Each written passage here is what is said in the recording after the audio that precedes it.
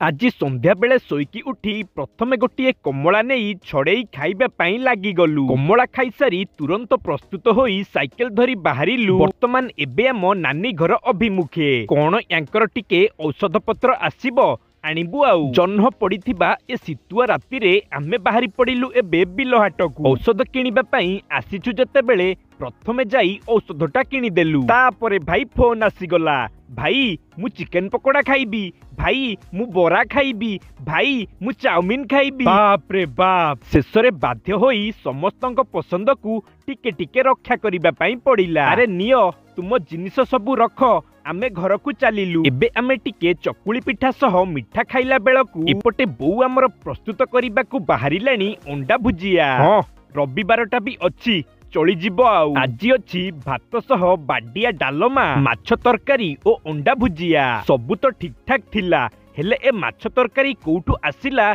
आमे सत्तरे जानिनु।